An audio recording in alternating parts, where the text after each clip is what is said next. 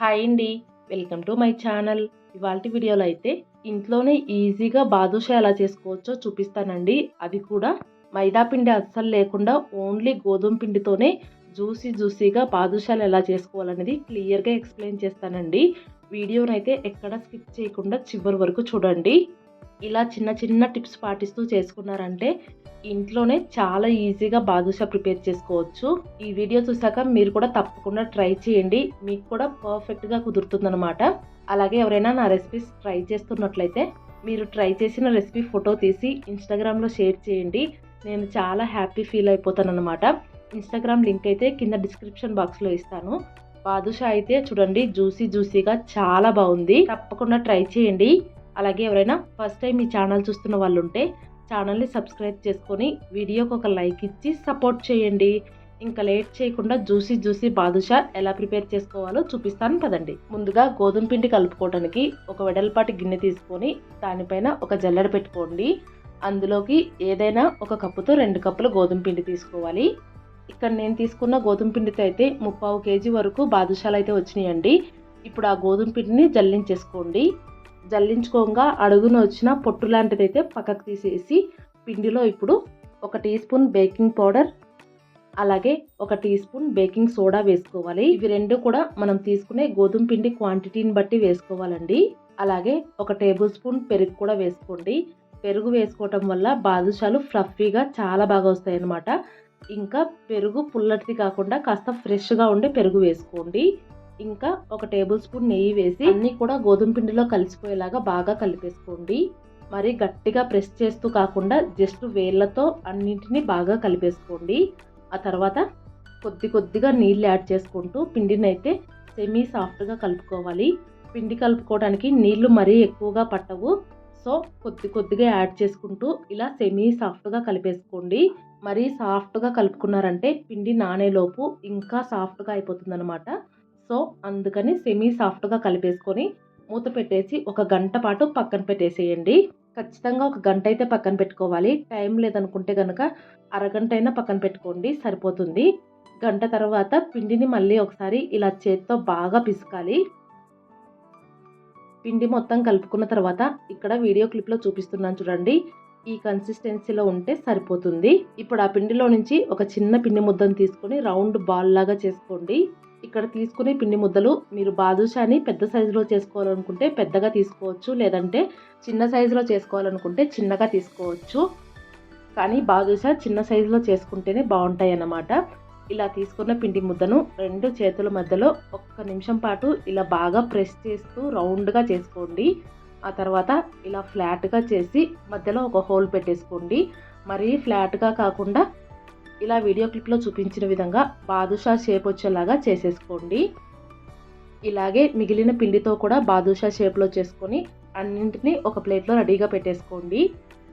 ఇలా ఇవి చేసుకుంటూనే స్టవ్ పైన పాకం కోసం ఒక గిన్నె పెట్టుకొని అందులో మనం ఏ కప్పుతో అయితే గోధుమ పిండి తీసుకున్నామో సేమ్ అదే కప్పుతో 1.25 కప్పు చక్కెర అయితే తీసుకోవాలి. ఇంత చక్కెర అయితే కరెక్ట్గా సరిపోతుందండి. అంటే 1 కప్పు గోధుమ పిండికి 3/4 కప్పు కంటే కొద్దిగా ఎక్కువ చక్కెర తీసుకుంటే సరిపోతుంది. ఇప్పుడు అందులోకి 2 కప్పులు నీళ్లు కూడా వేసుకుని చక్కెరను అయితే కరగనివ్వండి. చక్కెర కరిగేలోపు మిగిలిన పిండిని కూడా బాదుషా షేప్లో చేసుకొని రెడీగా పెట్టుకోవాలి. బాదుషాలకు ఎటువంటి పాకం రావాల్సిన అవసరం లేదు. మనం గులాబ్ జాములకు జిగురు పాకం రాణించుకుంటాం కదా, అలా రాణించుకుంటే సరిపోతుంది. చక్కెర కరిగిపోయి ఉడకడం స్టార్ట్ అయినప్పటి నుంచి కూడా పాకాన్ని మధ్యలో చెక్ చేసుకుంటూ ఉండండి. ఇలా 2 వేళ్ల మధ్యలో పాకాన్ని తీసుకొని రబ్ చేస్తూ ఉన్నామంటే పాకం జిగటగా వచ్చేంత వరకు ఉడికించుకుంటే సరిపోతుంది. అలాగే పాకం ఉడికే టైంలోనే ఒక 2-3 యాలక్కాయల్ని ఇలా ఓపెన్ చేసి వేసుకోండి. ఇలా యాలక్కాయలు వేసిన తర్వాత నేనైతే పాకాన్ని చెక్ చేసుకుంటున్నాను. వేళ్ళకి పాకం అయితే జిగురుగా అనిపించిందండి. సో ఈ టైంలో స్టవ్ని అయితే ఆఫ్ చేసేసుకొని కిందకి దించేసుకుంటున్నాను. అలా జిగురుగా వచ్చిన తర్వాత మీరు కూడా ఆఫ్ చేసేసి కిందికి దించేసుకోండి, సరిపోతుంది. ఇప్పుడు బాదుషాలు ఫ్రై చేసుకోవడం కోసం స్టవ్ పైన మందపాటి పెనం ఒకటి పెట్టుకొని పెనం కాస్త వేడెక్కిన తర్వాత డీప్ ఫ్రైకి సరిపడేంత ఆయిల్ వేసుకోవాలి. ఆయిల్ కాస్త ఎక్కువగానే తీసుకోండి, బాదుషాలు చక్కగా ఫ్రై అవుతాయి అన్నమాట. ఇలా ఆయిల్ వేసిన తర్వాత మంటని లో టు మీడియం ఫ్లేమ్లో పెట్టి ఆయిల్ని గోరువెచ్చగా కానివ్వాలి. అలా గోరువెచ్చగా అయిన తర్వాత మనం రెడీ చేసి పెట్టుకున్న బాదుషాల్ని ఒక్కొక్కటిగా వేసుకోవాలి. అలాగే ఆయిల్ క్వాంటిటీని బట్టి బాదుషాలు అయితే వేసుకోండి. ఆయిల్ తక్కువ బాదుషాలు ఎక్కువగా వేసుకున్నారంటే సరిగ్గా వేగవు అనమాట. సో ఆయిల్ క్వాంటిటీని బట్టి బాదుషాలు కూడా వేసుకోండి. అలాగే మీరు ఇక్కడ గుర్తుపెట్టుకోవాల్సింది, ఇలా ఆయిల్లో వేసిన తర్వాత వేసిన బాదుషాలన్నీ కూడా ప్యాన్కి అడుగునే ఉండాలి. చూస్తున్నారు కదా, ఇక్కడ వేసిన బాదుషాలు వేసినట్టు అడుగున అలాగే ఉన్నాయి. ఇలా వేసిన తర్వాత ఆయిల్ నెమ్మదిగా వేడెక్కే కొద్దీ వాటంతట అవే పైకి రావడం స్టార్ట్ అవుతాయండి. అలాగే బాదుషాలు వేసిన తర్వాత కూడా మంటని లో టు మీడియం ఫ్లేమ్లో పెట్టుకొని ఫ్రై చేసుకోవాలి. ఇక్కడ చూడండి, ఆయిల్ వేడెక్కే కొద్దీ ఒక్కొక్క బాదుషా ఇలా పైకి వస్తూ ఉంటుందన్నమాట. ఇలా వాటంతట అవి పైకి వచ్చిన తర్వాత పైకి వచ్చిన వాటిని గరిటగా రెండో వైపుకు తిప్పేసుకోవాలి. అలాగే బాదుషాలు ఆయిల్లో ఫ్రై అయ్యే కొద్దీ సైజు కూడా పెద్దగా అవుతుంటాయి.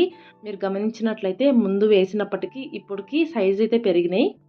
ఇలాగే బాదుషాలని రెండు వైపులకు తిప్పుకుంటూ మీడియం ఫ్లేమ్లోనే గోల్డెన్ బ్రౌన్ కలర్ వచ్చేంత వరకు ఫ్రై చేసుకోవాలి. అలాగే దగ్గరుండి రెండు వైపులకు ఖచ్చితంగా తిప్పుకుంటూ ఉండాలి. అప్పుడే బాదుషాలు లోపల వరకు పర్ఫెక్ట్గా ఫ్రై అవుతాయి అన్నమాట. చూస్తున్నారు కదా, బాదుషాలు అన్నీ కూడా చక్కగా గోల్డెన్ బ్రౌన్ కలర్లోకి వచ్చాయి. ఇలా గోల్డెన్ బ్రౌన్ కలర్లోకి వచ్చిన తర్వాత అన్నింటినీ తీసేసుకోవాలి. అలాగే తీసిన వెమ్మటే పెద్ద స్ట్రైనర్లోకి వేసుకుని దాన్ని కూడా కాసేపు పెనం పైన పెట్టుకోండి. ఎక్స్ట్రా ఆయిల్ ఏమైనా ఉంటే ఆ పెనంలోకి పడిపోతుందన్నమాట. ఇలా ఫ్రై చేసుకున్న బాదుషాల్ని ఎమ్మటే మనం ముందుగానే ప్రిపేర్ చేసి పెట్టుకున్న పాకంలో వేసేసుకోవాలి. పాకంలో వేసుకున్న తర్వాత అన్నీ మునిగేలాగా ఒకసారి పాకంలో బాగా కలిపేసుకొని పక్కన పెట్టేసుకోండి.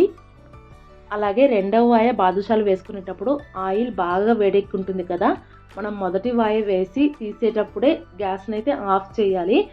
ఆఫ్ చేసి ఒక 5 నిమిషాల పాటు వదిలేశారంటే ఆయిల్ గోరువెచ్చగా అవుతుందన్నమాట. అలా గోరువెచ్చగా అయిన తర్వాత రెండవ వాయ బాదుషాలు వేసుకోవాలి.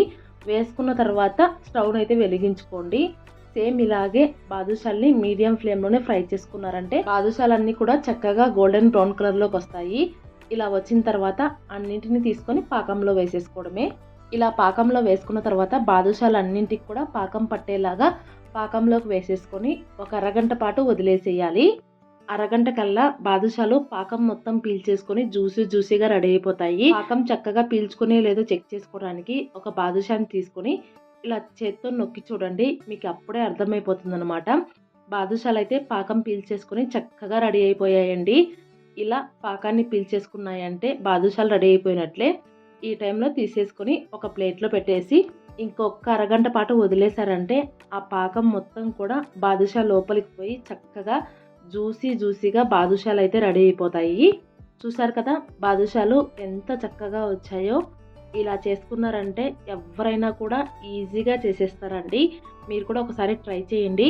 ఇక్కడ ఒక బాదుషాని తుంచి కూడా చూపిస్తున్నాను చూడండి, లోపల జ్యూసీగా చాలా బాగున్నాయి అన్నమాట. అచ్చం మనం బయట షాప్లో కొనుక్కుంటే ఎలా ఉంటాయో అలాగే వస్తాయండి. ట్రై చేయండి.